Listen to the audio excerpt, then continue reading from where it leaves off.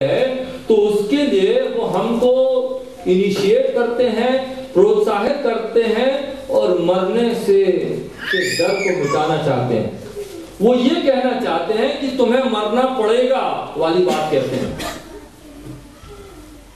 किसने बोला जीना जरूरी है? किसी ने बोला है? क्या बाइबल में लिखा है जीना जरूरी है? मनुष्य रोटी ही से जीवित नहीं रहेगा, परंतु हर वर्ड जो परमेश्वर के मुंह से निकलता है उससे वो जीवित रहेगा। जीना जरूरी नहीं है, परमेश्वर की मर्जी करना जरूरी है। यहाँ पर प्रभु यीशु मसीह जब कहते हैं पुनरुत्थान और जीवन मैं हूं, उसके बाद ये भी बता देते हैं कि मरना पड़ेगा। कहने का मतलब शरीर और तुम्हारा कोई रिश्ता नहीं है। तुम आत्मिक बन चुके हो, तुम नए बन चुके हो। अब तुम्हें ये मिट्टी की फिक्र नहीं करनी। इसलिए देखिए मैं 2 वचन बताता हूं जो प्रभु यीशु की तरफ से हैं। यूहन्ना की किताब 12 अध्याय 23 और 25। यहां पर हम देखते हैं कि कुछ यूनानी लोग प्रभु यीशु मसीह से बात करने आए, कहें कि हम तुम्हारे गुरु से मिलना चाहते हैं, उससे बात करना चाहते हैं। तो यीशु मसीह ने कहा, उनसे कहा, वह समय आ गया है कि मनुष्य के पुत्र की महिमा हो। मैं तुमसे सच सच कहता हूं कि जब तक गेहूं का दाना भूमि पर पड़कर मर नहीं जाता वह अकेला रहता है, परंतु जब मर जाता है तो बहुत फल लाता है। जो इस जगत में अपने प्राण को अप्रिय जानता है वह अनंत जीवन के लिए उसकी रक्षा करेगा। क्या मतलब इसका? इसका मतलब यह है कि प्रभु यीशु कहते हैं देखो मुझे देखने मत आओ, मेरे चमत्कारों को देखकर मेरी बड़ाई करने मेरे लिए माला लेकर आओगे, मुझे माला पहनाओगे, तुम अपने गांव में ले जाके मुझे सर्टिफिकेट दोगे। मैं तुम्हें बता देता हूं कि मरना पड़ेगा। जब तक गेहूं का दाना जमीन पर गिरकर मरेगा नहीं तब तक वो फल नहीं लाएगा। और इसके बाद उसने हमसे भी कह दिया तुम्हें भी मरना पड़ेगा। कैसे बोला? तुम्हें भी अपने आप को अप्रिय जानना पड़ेगा, अपनी मिट्टी को अप्रिय जानना पड़ेगा। और तब तुम रक्षा किस बात की करोगे? तुम्हारे अनंत जीवन। इसका मतलब तुम्हारी आंखें अनंत जीवन को पहचान चुकी हैं, उसको पकड़ चुकी हैं, इसलिए तुम मिट्टी और इसको गिरने देते हो, दाने को मरने देते हो। मरना पड़ेगा, क्रूस उठाना पड़ेगा, अपने आप का इनकार करना पड़ेगा। ये सब प्रभु यीशु की बातें हैं। और इसका मतलब क्या है? तुम्हारे लिए सेकंड ऑफर लेकर आया। फर्स्ट ऑफर तुम्हारे लिए नहीं है, दुनिया वालों के लिए है। तुम्हारा सेकंड ऑफर तभी वैलिड होगा जब तुम अपने शरीर को मरने दोगे, बीज की तरह गिरने दोगे, खत्म होने दोगे, तब तुम्हारे लिए ये ऑफर है। और तब क्या बोलता है? जब तक गेहूं का दाना, जब तक का मतलब हुआ क्या है? जब तक तुम ये नहीं करोगे तब तक फल नहीं आएगा। इसका मतलब मरना जरूरी है। फिर एक और मैं वचन दिखाना चाहता हूं आपको जो कि 1 कुरिन्थी 15 में है। 1 कुरिन्थी उसका 15 अध्याय और मैं उसको 53 से पढ़ता हूं। क्योंकि अवश्य है कि यह नाशवान दे अविनाश को पहन ले। क्या है भाई? ऑप्शन है क्या? नहीं, अवश्य है। मरना पड़ेगा। मिट्टी को मिट्टी में जाने दो, फिक्र मत करो, मिट्टी के ऊपर ज्यादा जोर मत दो। जो मुझ पर विश्वास करता है यदि वो मर भी जाएगा तो भी अनंत काल के लिए जिएगा, वो कभी नहीं मरेगा। सॉरी, वो जो मुझ पर विश्वास करता है वो अनंत काल तक नहीं मरेगा। जब तक, यहां पर क्या लिखा है? अवश्य है कि यह नाशवान देह अविनाश को पहन ले और ये मरणहार देह अमरता को पहन ले। कैसे पहनेगी? जब तक इसको दाने की तरह मरने नहीं देंगे तब तक नहीं बनेगी। इसको अमरता को ग्रहण करना है।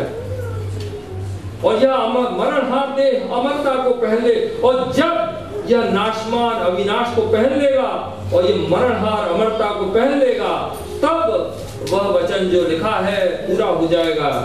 जय ने मृत्यु को निगल लिया। हे मृत्यु तेरी जय कहां रही?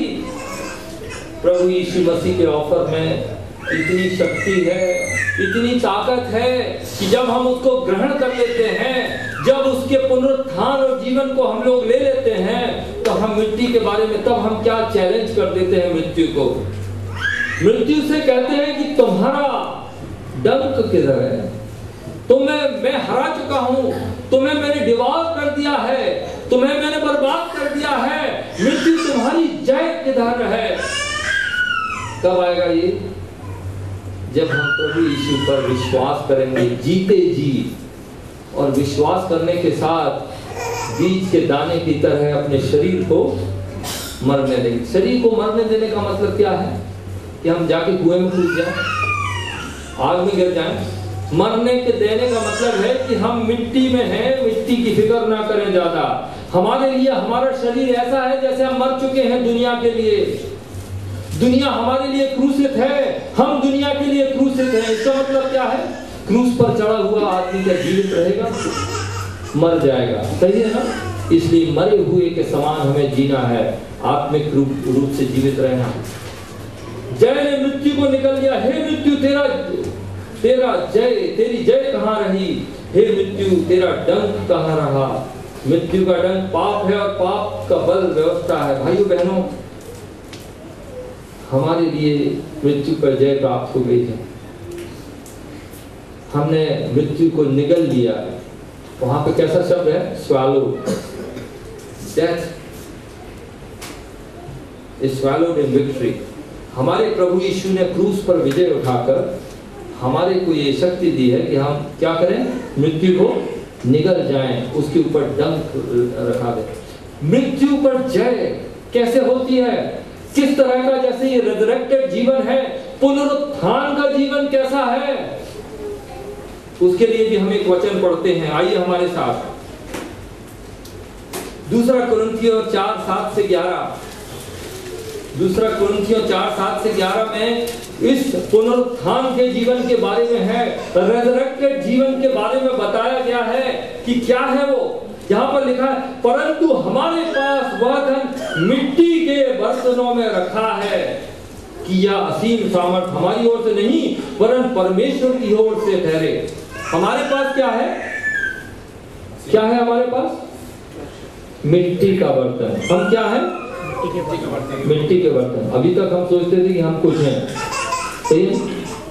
हम अपने आप को कुछ समझते थे, हम इस दुनिया में कुछ हैं, हम पढ़े लिखे हैं, हमारे पास बैंक में पैसा है, हमारी हेल्थ अच्छी है, हम खूबसूरत हैं, हमारे पास बंगला है, हम कुछ हैं। लेकिन प्रभु यीशु मसीह, परमेश्वर का वचन हमें यह दिखाता है कि हम क्या हैं? मिट्टी है, मिट्टी का बर्तन। मिट्टी का बर्तन का मतलब यह है सोने का बर्तन नहीं है, मिट्टी का बर्तन है। मिट्टी का बर्तन है, इसका मतलब ये कभी भी टूट सकता है। सही है? पुराना हो जाएगा, टूट सकता है, ऊपर से थोड़ा सा नीचे गिर जाएगा, टूट सकता है। सही है ना? गिर सकता है, कभी भी गिर के टूट सकता है। तो यहाँ पर पुनरुत्थान की ताकत के बारे में ये बोलता है, ये जीवन हमारे लिए है। ये जो मैं पढ़ रहा हूं, इसका मतलब हम और आप, हमने दूसरा ऑफर लिया है, जीते जी विश्वास करके कभी नहीं मरने का जो ऑफर लिया है। वो कैसा जीवन होता है? यहाँ पर लिखा हुआ है, पुनरुत्थान का जीवन ऐसा है, वह धन। पर हमारे पास वो धन है। क्या है धन भाई? हम बहुत धनी हैं, रॉय साहब आप बहुत धनी हैं। रसल खेमा से यहाँ तक आ गए, टैक्सी में पैसा खर्च करके। आपका धन क्या है? हमारा एक बहुत बड़ा धन क्या है? वो जीवन है, प्रभु यीशु मसीह ने जो दिया है। मैं जीवन देने आया हूँ। कैसा? भरपूर जीवन देने आया हूँ। मैं सनातन शाश्वत जीवन देने आया हूँ। ये धन है। तुम्हें स्वर्ग मिल चुका है, तुम्हारी मुक्ति हो गई है, तुम्हें मोक्ष मिल गया है। अब क्या चाहिए तुम्हें? परमेश्वर तुम्हें मिल गया है। इससे बड़ी चीज कोई है? लेकिन वो उसने अपनी आत्मा हमें दे दी है, हमारा धन हमें दे दिया है, हमारी मुक्ति हमें दे दी है। और क्या बोला है? हमारे पास वह धन, यानी हमारे पास वो जीवन मिट्टी के बर्तनों में रखा है कि यह असीम सामर्थ। हमारे पास असीम सामर्थ है। असीम सामर्थ को अंग्रेजी में क्या बोलते हैं? The power of God। असीम, बहुत बड़ी ताकत, लिमिट है, सरपासिंग पावर ऑफ गॉड। कमाल की बात है। हम तो देख, हमारी शक्ल तो बहुत बुझी हुई नजर आ रही है।